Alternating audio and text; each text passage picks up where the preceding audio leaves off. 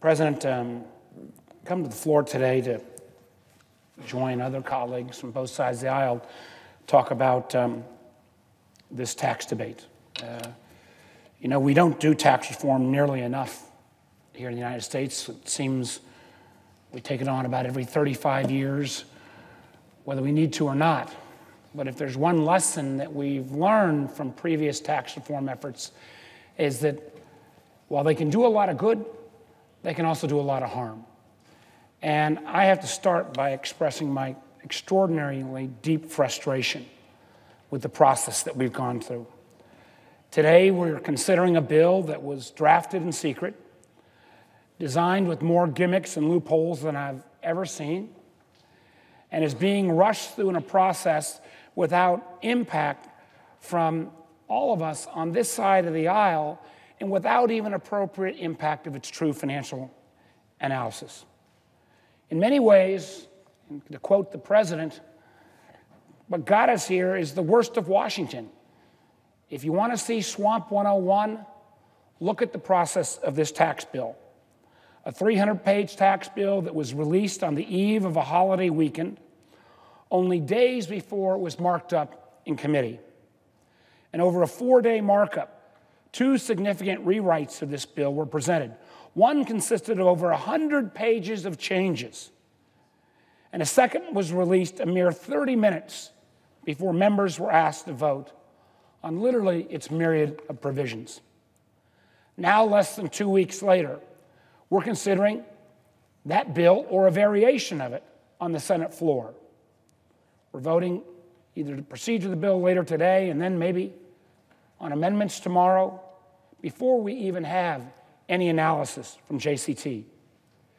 And we know that near the end of the debate on the floor, another bill will magically appear from the majority leader's office without any time for those of us who want to do tax reform to have a chance to genuinely review or analyze its provisions.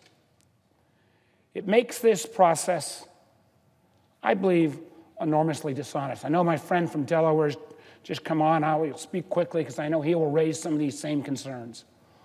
One of the things that I've been most involved with since I've been here in the United States Senate is trying to grapple with our nation's overwhelming debt. We're a country that's run up close to $20 trillion of debt. And both sides have been party to that over the last 70 years. But what I have heard from colleagues on both sides of the aisle is that when you're in that deep of a hole, you ought to stop digging. And that we need to make sure that if we're going to do tax reform, we do it in a fiscally responsible way.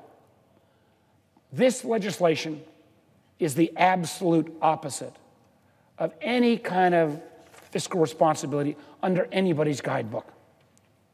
It starts with a $1.5 trillion acknowledgement that that money will somehow magically appear through magical growth.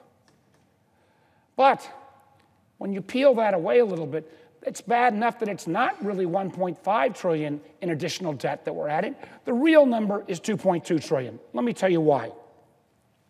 Off of the $1.5 trillion of additional debt that's added, that alone will generate more than $230 billion of additional interest payments over the next decade, raising the cost of the bill from 1.5 to roughly 1.7 trillion.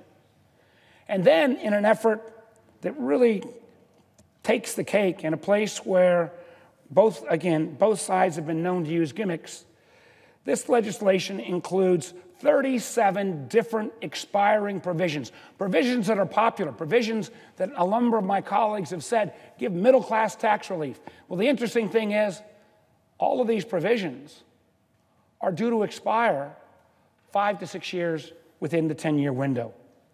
And rather than acknowledging the true cost of the bill, what people have said is, we know what we're going to create. We're going to create a whole new series of fiscal cliffs in the neighborhood of $500 billion that the expectation will be they will become so popular that Congress will go ahead and have to extend these provisions, again, without paying for them.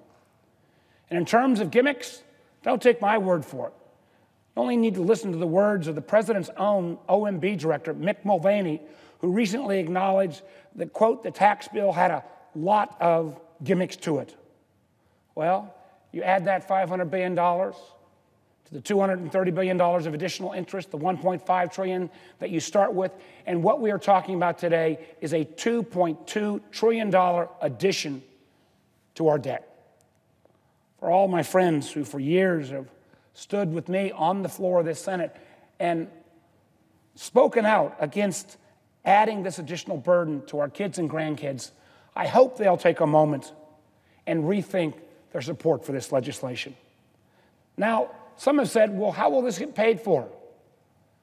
I believe there might be some dynamic growth. I believe there might be some additions from smart tax reform that would add to the growth of our economy, but nothing near what this bill assumes. In fact, it's even worse than that in certain ways. Not only will this add over $2 trillion to our debt and deficit, but we've even had the audacity of the Secretary of the Treasury, Secretary Mnuchin, who said this bill is going to be so good for our economy that it's going to decrease our debt by $1 trillion. Yet there is no responsible budget projection of any economist from left to right that makes any kind of assumptions that would make that kind of prediction true at all. And if we go back and look in recent American history, when you pay for tax cuts with borrowed money, you end up with a pretty bad situation. Many of my friends on the other side of the aisle like to cite Ronald Reagan. I think President Reagan was a great president in many ways. But President Reagan's 1981 tax cut did provide a short-term stimulus. But then that stimulus ran out and our debt and deficits grew dramatically, and President Reagan himself had to raise taxes in 1982 and 1984. Likewise, again, President Bush in 2001, inheriting a surplus, promised that, again, the magic of tax cuts will grow our economy. Instead, we ended up with very little job growth and a debt and deficit now that is rapidly approaching the full size of our economy. And if we went out and looked at scoring of the effects of this kind of tax cut, we've seen the Tax Policy Center that did a dynamic score saying, well, how can we build in growth that would come from a tax cut? They said, again, this bill costs at least $1.5 trillion. The Penn Wharton budget model, again, an organization that's well respected by both sides of the aisle, did a dynamic score on this legislation as well. Again, they're saying minimum cost of $1.5 trillion. And Congress's official scorekeeper, the group that we look to for outside advice, the Joint Committee on Taxation, we are rushing this bill through so quickly that we've not even allowed our official scorekeeper to come up with a score. This is not the way to do a once-in-a-generation tax reform process. The truth is, when you do a tax cut with borrowed money in periods similar to where we are right now, relatively full employment, there is no historical precedent at all that you'll see any kind of economic growth. And again, don't take my word for it. Alan Greenspan, the respected Fed chair, pointed this out just within the last 2 weeks, that tax cuts paid for with borrowed money do not provide the kind of growth that this budget projects and this tax reform projects. Now, I could go through a whole litany of other concerns with this legislation. I, for one, believe we do need to do international tax reform. I, for one, believe we need a corporate tax rate that's more competitive. I, for one, believe we need repatriation and to bring back tax profits that are caught abroad. But we've seen analysis recently done that shows that this legislation may actually increase the amount of American jobs that are pushed overseas. For example, because of the averaging of tax rates in their so-called territorial system, where a company could go ahead and build that factory in a relatively high tax state, move their intellectual property to a tax haven like the Cayman Islands, average out their tax bill combined, and end up paying the country, our country, nothing. And at the same time, continuing to see job loss around our country. There are a group of us, close to 17 of us, and many of my colleagues on the floor today, that came together yesterday that said to our Republican colleagues, time out for a few minutes. We will work with you to do a responsible tax reform effort. We share many of the same goals.